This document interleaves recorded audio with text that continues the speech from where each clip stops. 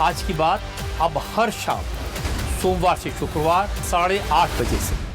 इस बीच यूपी में भी सियासी हलचल तेज हो गई है। पश्चिम बंगाल में टीएमसी और महाराष्ट्र में उद्धव गुट में बगावत के बीच यूपी में समाजवादी पार्टी में टूट का दावा किया जा रहा है। योगी सरकार में मंत्री ओम प्रकाश राजभर ने एक बड़ा राजनीतिक बयान देकर हलचल मचा दी है। ओपी राजभर ने दावा किया कि समाजवादी पार्टी में जल्द ही बड़ी टूट होने वाली है। राजभर ने कहा है कि समाजवादी पार्टी में बड़ी टूट होगी। राम गोपाल यादव ने केंद्रीय गृह मंत्री अमित शाह जी को चिट्ठी सौंपी है। खनन घोटाला और गोमती रिवर फ्रंट घोटाले का मास्टरमाइंड कौन है, पूरा उत्तर प्रदेश जानता है। शिकंजा कस रहा है तो सपा परेशान है। उन्होंने आगे लिखा, महाराष्ट्र बंगाल छोड़िए, पूरी सपा बीजेपी में शामिल होने को तैयार बैठी है।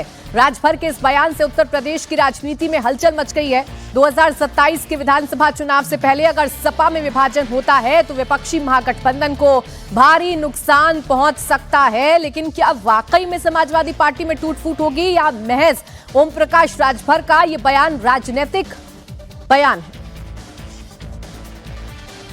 उधर भाई महाराष्ट्र की तरफ मत ध्यान रखिए, अब यूपी का नंबर है। यूपी में क्या होगा, यहाँ भी जाएंगे भैया मेरे, आपने नहीं देखा राम गोपाल जी एक बढ़िया चिट्ठी माननीय अमित शाह जी को थमा दिए हैं और कह दिए हैं उनसे धीरे से कि इतना लोगों का नाम है ये लोग के बुला के अपने पास ले लीजिए, हम लोगों का जान बचाए रखिए। और नहीं तो हम तो कह रहे हैं कि राम गोपाल जी इसका खुलासा करें, उस चिट्ठी में क्या लिखे हैं।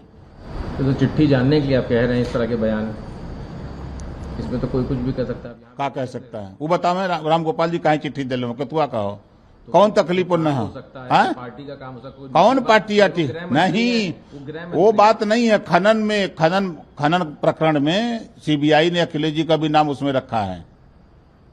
बाहरी घूमत हुआ, गायत्री प्रजापति जेल में है वही मामले में, और गोमती रिवर फ्रंट में कोई गैर जेल में। बताओ, ये जब समय समय पर चिट्ठी देके याद कराते हैं कि आपको जरूरत है अखिलेश जी, प्रधानमंत्री जी का कल सदन में कि कभी कभी अखिलेश जी भी मदद कर देते हैं, तो अखिलेश जी मदद राम गोपाल से कराते हैं। वो चिट्ठी दिए हैं कि इतने सांसदों को आप अपने पास बुला लीजिए, ये सब आपके साथ चले जाएंगे। विशाल प्रताप सिंह मेरे सहयोगी इस वक्त जुड़ गए, सीधा उन्हीं के पास चलेंगे। विशाल, सबसे पहले ये जो दावा ओम प्रकाश राजभर ने किया है, इस दावे में कितनी सच्चाई है? उत्तर प्रदेश में क्या चल रहा है? क्या वाकई में समाजवादी पार्टी के सांसद टूटने को तैयार हैं?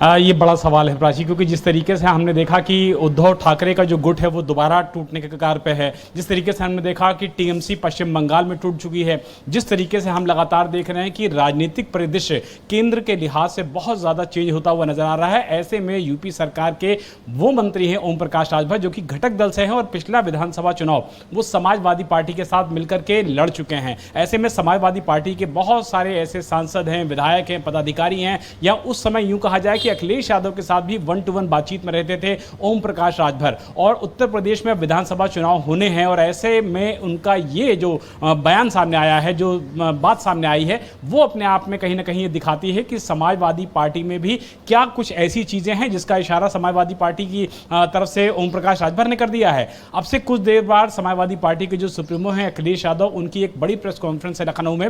उस दौरान उनसे निश्चित तौर पर ये सवाल हम भी पूछेंगे कि क्या जो ओम प्रकाश राजभर ने दावा किया है, क्या समाजवादी पार्टी में बड़ी टूट होने के कगार पे है, और क्या समाजवादी पार्टी के ज्यादातर लोग भारतीय जनता पार्टी में आने को तैयार बैठे हैं। तो ये निश्चित तौर पर दावा तो बहुत बड़ा है, 100% कोई भी इस दावे को कैमरे पे एक्सेप्ट नहीं करेगा, मैं समाजवादी पार्टी के अगर लिहाज से बात करूं। लेकिन ये जो कथन है, जो दावा है, ये अपने आप में दिखाता है कि उत्तर प्रदेश का जो चुनाव होने वाला है उससे पहले ये एक भूचाली स्टेटमेंट। विशाल, लेकिन 37 लोकसभा सांसद हैं समाजवादी पार्टी के पास, क्या 37 में से 2/3 हिस्सा तोड़ना आसान होगा? ये भी बड़ा सवाल है। और क्या अखिलेश यादव महाराष्ट्र और बंगाल को देखकर चौकन्ने नहीं होंगे?